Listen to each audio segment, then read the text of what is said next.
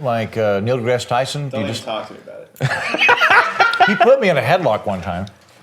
What? Winston Churchill's alcohol consumption was legendary, yet somehow he managed to guide his country through a world war. But how did he do that? I called the biggest Winston Churchill fan I know to join me in living like the legend for a day, drink for drink, puff for puff. These are Winston Churchill's preferred beverages, but quantity matters when it comes to alcohol. So we're gonna separate fact from fiction. To join me in this elaborate excuse to get drunk at work, I called a friend of mine. He's a comedian, an author, host of The Political Orphanage, Andrew Heaton. In the immortal words of Winston Churchill, whee! Hey buddy, Good morning. you ready to Churchill for a day? I'm very excited to Churchill for today. Okay, so Johnny Walker Red was the go-to Scotch of choice for good Mr. Winston Churchill. So you have already started with what Churchill has reportedly been starting with in the morning. What is that? So there's a little bit of Johnny Walker on the bottom, and then I put soda water on top of it. He's using it to flavor the water and also disinfect from malaria. Right. Because he picked it up during the Boer War. It's Right. just a way to make the water okay. So we're not drinking the Johnny Walker Red at this point in our day to get tippled. We're just doing it to flavor the water. Drinking throughout most of the day and smoking cigars throughout most of the day to be able to function in the role that he was in. I don't know how that works. Sheer willpower, willpower, super genius. I think Churchill was a prodigious drinker, but not the epic superhuman drinker that Right. we've been led on. And I think he did that intentionally. I think he would go, well, yes, I kick off the day with a scotch. Yeah. That way people are like, you do? You must be some kind of super genius to be able to handle your day after that much alcohol. But like, he'd probably have maybe a maximum of 3 ounces. That's maximum of Right. 3 ounces of scotch before lunch that he's watering down. I think probably like an ounce to an ounce and a half. I'm pretty sure I'm not gonna have a problem with the booze throughout the day. Okay. The cigars, though, Yeah. up to 10 cigars Oh my a God. day. It started with breakfast in bed. Breakfast burritos, Just like Churchill just had. like the English had. With some food in the belly, drink number 1 down, we're crawling out of bed and getting set up for drink number 2. Drink number 2. I feel as though the last scotch flavored water that I had was not even that flavored. It is worn off for me completely. I was feeling just the slightest little bit. I mean, as an extrovert who enjoys drinking, this has been a great way to kick off my day. I'm. If you guys want to do this every day, And let's water it down. there we go. That looks like scotch flavored water right there. Sure. First of all, cheers, my good man. To Winston. Yes, still watered down Johnny Walker. Yeah. We should figure out the most English things we could possibly think of Okay. to carry us through the rest of the morning. All right. I'm making tea. What are you doing? I'm queuing.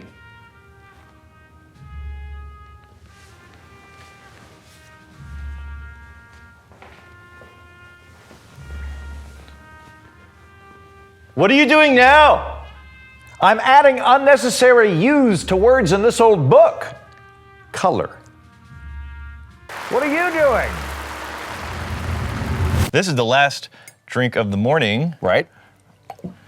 Okay, so how you feeling so far? I feel great. I don't know whether it's the fine company or the sunlight or the whiskey, but I feel really good. I think I should drink much more on a regular basis in the morning. I think morning whiskey is becoming a I think thing. morning whiskey might be a thing, yeah. I still feel the slightest trail Yeah. of that second one as I'm going into the third. I'm at that point where I'm like kind of playful and jokey, but not yet violent. Yeah. Which you'll see here in a minute. But for right now, though, I feel great. To Winston. To Winston.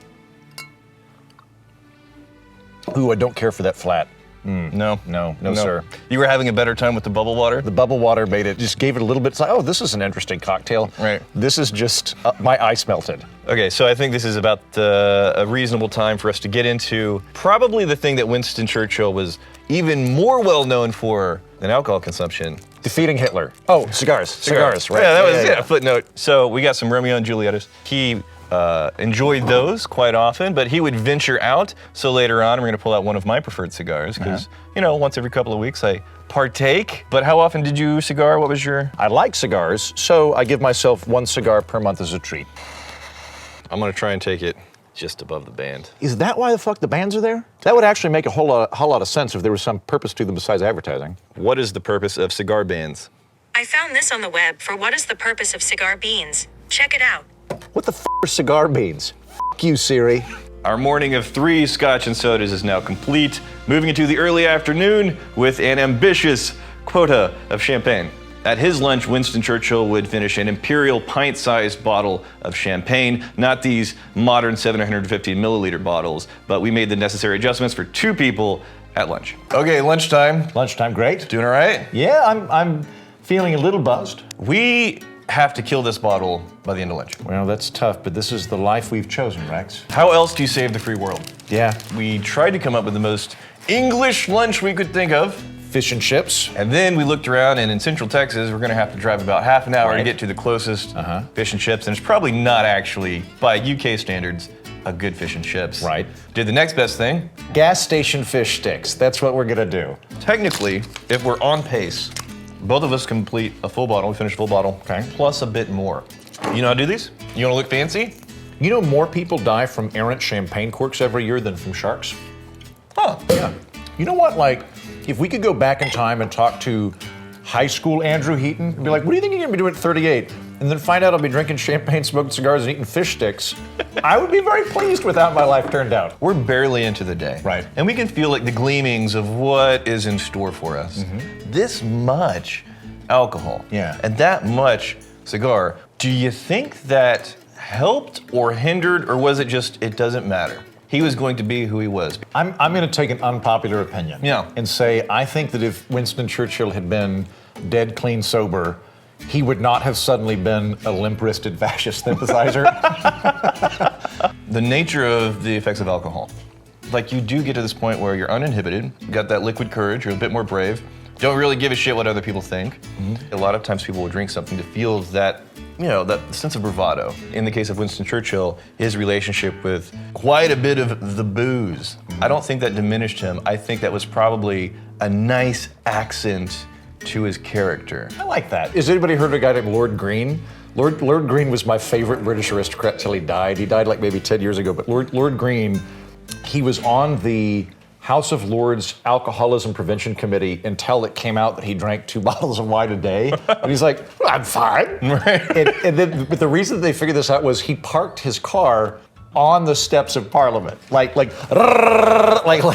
parked it, like on the steps, and also threatened to kill Tony Blair. One of the things that I'm jealous of him is that he's got this intense self-assuredness. Yeah.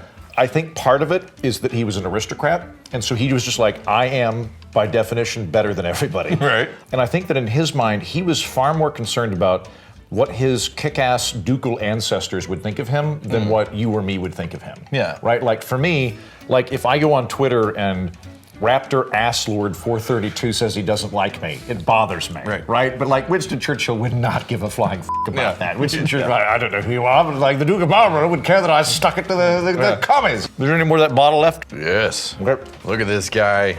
We're on the Churchillian pace to complete the day. Uh-huh. How are you feeling so far? Oh, I feel fantastic. Me too. And the fact that I feel this fantastic Right. before 1:30 in the afternoon, totally wanna fight is Germans. a great sign that the rest of the day is going to be awesome. Oh Christ! Come find me. I'll fight all of you, every one of you, because I'm very fancy. The kind If you have to tell people that you're very fancy. yeah, that's true. So- Nice. You get a good one. Thank you. I'll take the shitty one. Oh no. You do look like a very aged 12-year-old boy wearing his dad's hat. No, that's great, because I usually get the most handsome character in the Wallace and Gromit claymation film. So I'll take 12-year-old boy. I look like I'm in Five Goes West. But anyway, Look, it's the look of judgment. I am immediately feeling inclined to retract my statement from this morning when we were hanging out in bed. When I was like, I think that this whole Churchill thing's overblown. Right. Like, you could work your way through this over a course of days. Like, Sure. yeah, if you're in a frat, but Yeah, like, yeah. if you're gonna have to go kill the Nazis and figure out where you're invading, this is actually pretty intense. Yeah, good luck. So to keep us on pace, technically we need about 6 more ounces. Am I saying words? Yeah, you're good. Okay.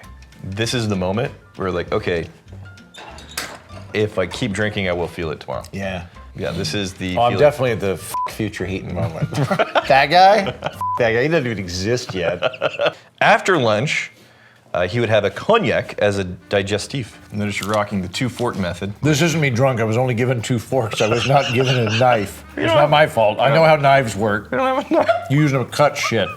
Churchill would have made it work without a knife. He would have stared at it in force of will. Give it a rousing that speech, steak and out. then that is a generous chunk of meat, my man. You should use a knife.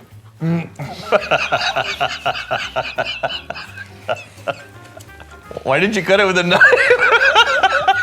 What's wrong with you? I would love to have a knife, Rex. I would love to have a knife. If somebody would give me a knife, that'd be great. The space thing. Like, if you meet like Neil deGrasse Tyson, Don't you even just talk to me about it. he put me in a headlock one time. What? Neil deGrasse Tyson put you in a headlock. Yeah, no, I was doing a show with him, and I found out that he did wrestling, and I basically just baited him. Was like, "You couldn't put me in a headlock, though." And then he did, and then he showed me some wrestling moves, and I feel like we bonded. Did he whisper about nebulas whenever you're just... Yeah. You're just Really? like, I can't breathe, Neil deGrasse Tyson. And he's like, shh, nebulas are gas. We're all made of stardust. And I just kind of fell asleep, and I woke up later. It was fine. All right, let's close this out. Bye. So at this point in the schedule, he took a nice nap. Are you an inner spoon or outer spoon kind of guy? We'll fight them in the trenches. Fight them on the beaches. Fight them in the fields. Some other places. I forgot. I will admit, seeing a nap after lunch on the schedule looked very silly at first. After that lunch, it seems absolutely mandatory. So you have had your post-lunch nap. How'd that go? It was. I'm very glad that I had it. Yes? I'm feeling much better. I did about the time you came in. I did have this weird dream where somebody kept kind of stabbing me in the back with a pick. Well, pick is an aggressive term. It was, but other than that, it was great. Wait, hold on. I mean, it's aggressive. It was like a velvet pick. Are you familiar with this Scottish claymore? Yeah, I mean, So I think that's probably more in line with what you were. what would be like a miniature claymore? Like No, not a there's a dirk, miniature- but I don't know if like a there's a miniature Durkina. claymore. If somebody were putting a Durkina in my back, like a tiny Belgian version of a Durk. I'll meet you in the middle. Yeah, okay. Full katana. Sure, yes. I had this dream that somebody was stabbing me back with a full katana. Either way, I'm glad I had the dream. I needed to have a break. And I don't nap. I nap Right. twice a year, truly. That And champagne I needed that was nap, for yeah. real, man. Yeah. We are so far Wow. behind. You've had 2. What do you want? I'm going to go with the more Rex-sized, light-colored one. Full katana. Full katana. I'm going to go with a full katana and smoke that, yeah. All right, this is my 3rd cigar for the day, I believe. Things have settled down a little. You're still feeling the effects of it, I'm Yes. sure. Oh, Okay, yes. Yeah. I'm now at the point where I could bluff my way through a meeting. I was not at the point where I could bluff my way through a meeting right after lunch. Yeah. Like, people would have known I was drunk, right? Now I could kind of go in there and play. I don't know, I'm a bit tired, but I could do it. What do you think of that cigar? It's nice. Yeah. So I tend to like lighter cigars. This is the nicest one that I've had today. It's that perfect amount of, you can take a moment, you can set it down, you can have some conversation, you can come back. It's still very well lit, perfect draw. And I don't like the heavy, aggressive, Yeah. bitey cigar Yeah. kind of experience. This is the Diamond Crown from J.C. Newman. Nice. This episode is sponsored by J.C. Newman. J.C. Newman is actually America's oldest family-owned premium cigar maker. So Churchill loved his cigars, and he had a few favorites, but he would partake of different kinds. The ones that I'm enjoying these days are the Diamond Crown series from J.C. Newman, crafted by the very best of master rollers. Yeah, fat Stogue.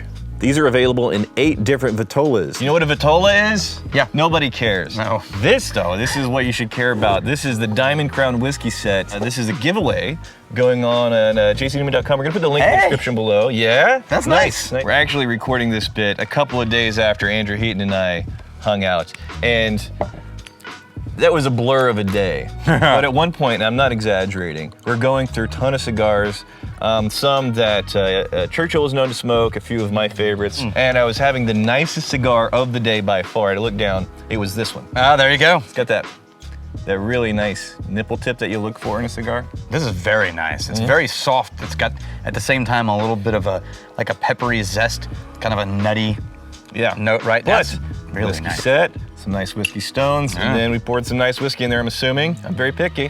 jcnewman.com/whiskey tribe. That's where the giveaway's going on. Make sure you go in there and get your, have a good old time. I think after his nap, he was in the, once again, the scotch and water. Let's get this thing poured. We have a nice little threshold of we can still function, but we're feeling good. Okay, yeah, because like sticking up for old Churchill, who again was apparently a more prodigious drinker than I thought, this is keeping us from being pissy. Oh, that is nice with the bubbly water, though. Isn't it better? Yeah, it's nice. It is better. This was the point of the day where he would do his office work. Literally, I think before we were filming, you all were like, how are you doing? And I was like, well, I literally had to send out emails to a bunch of authors. And I woke up and I was like, don't send him an email right now because you're drunk. And this is exactly when Winston Churchill would send emails to authors. What's the stuff you have going on in your world? We're doing business now, Andrew. Great. We're doing business. What's happening? I'm very clever.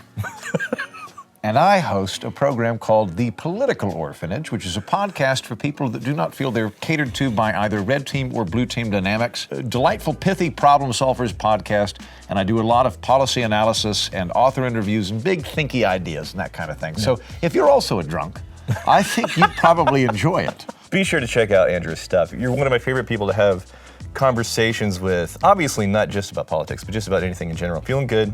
But I feel like I could, at this point, take an audience with the Queen, try and save. Yes, England. Create. Oh shit, I forgot to. You bow, please. Thank you. That's enough. Oh. Ugh. How's the war going, Queen? Oh, magnificent. Is it though? Lots of bloodshed. The Prime Minister's job is to ask the Queen how the war's going. Hello, ceremonial monarch. How's the war going? So what is your Queen name? Queen Laquifa III. Here we go. Yeah. Has a very regal ring to it, yeah. I think I can handle the scotch. It's the champagne I don't think I can handle. This champagne will I think wreck. if I were just smoking cigars and drinking watered down scotch all day, I think I can handle that. And you know what's next? Bunch of champagne.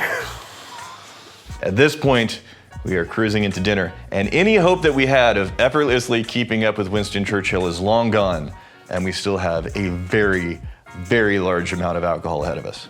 Okay, Andrew, dinner time. Good. Once more into the champagne, my friend. Good, man, Yes. because that's what did me in last time. Yes, it is. After lunch, with that full-on half bottle and then some of the champagne. And then we went back to the scotch and water, the cigars, and it's just a slow kind of, almost not quite a plateau, but just drifting down a little bit. And now once more, we're getting into the champagne with dinner. But you already are feeling a little bit of a hangover. I'm feeling a little bit of a hangover. Okay, you feel like you could get a... Mine was a, this is easy, this is easy, this is easy, then lunch. Yeah. And the champagne went up to here. Yeah. Then we had the nap and it went down a little bit. And then the scotch, and I'm still operating at a 7 out of 10. Cheers. Cheers to you. And by the way, we do need to get through a full-on bottle of this, by the way. Oh, Christ. Okay.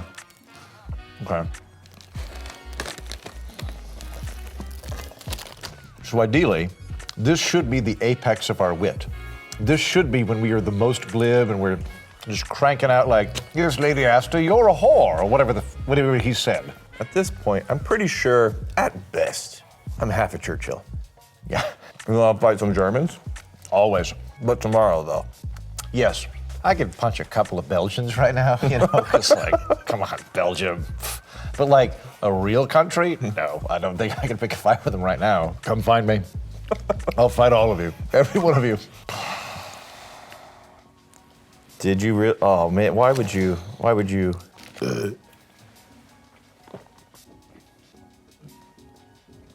So, how many cigars did you have? So which one is this for you? Yes. This is, okay, I think this is his number 6, is that right? Yeah, it's number 6, yeah. I've had 5. I'm gonna have another in a moment, but I never combine cigars with Mike Jersey Settles. That would be an insult to the good people of New Jersey. God, how? Weren't you telling me? Probably. Like- I don't even know anymore. Thank you. Okay. All right. Tell me the best Churchill story that you know that is relevant to you and how you connect in. My first paid government gig was for the British Parliament. I worked for them for, wow! My first paid government gig was for the British Parliament. I briefly worked for John Bercow, who went on to become the Speaker of the House of Commons, probably because of me, I think. I got to go on a tour of Parliament, and I had a personalized tour, it was just me. Yeah. They took me to this big-ass oak table, and they showed me these grooves in it. And they're like, what do you think that is? And I was like, I don't know, like shoddy workmanship from your people? Like, no, that's not it. Apparently, Churchill would just bang his fist into the table when he was making a point. His ring would make grooves in the table eventually. And I was Really? like, can I run my finger through that? Yeah. And they're like, yeah. So I went, I got to like run my finger through this Churchill groove. I was like, I've touched greatness. I don't know. I was expecting more of like head back, eye twitch. It's called edging. You want to try it. Is this the cognac? Yeah. This is. I gotta say, okay, this jacket's buying me so much cover. Is it not? Like if I wear this exact same amount in a t-shirt, you'd be like, that guy's really drunk. But in a smoking jacket, you're like, oh, he's pretty on top of shit, I think. Maybe that's why, like, Winston I will Churchill have wore you know bowler this is hat. my formal T-shirt. Yep. Great. Yes. of the many people that went to Pookkaville High School or wherever you're from, yeah. You're really nailing it out of the park, yes. So final thoughts in living like Winston Churchill for a day, drink for drink, puff for puff. Both Heaton and I went into this thinking, you know what, spread throughout an entire day, I think this is manageable. No, it's not. Especially combined with the cigars. We did not even get, well, he got, I think, to 5 cigars. I got to 6 cigars. Nowhere near the purported 10 cigars that he would occasionally smoke up to in a day. And even though I'm in the industry and I effectively drink for a living, I had a horrible night's sleep. And then the first thing I did after waking up the next morning was puke my brains out. You hear that? What is that? This is about 14 feet. This is actually, I could have done it from the balcony.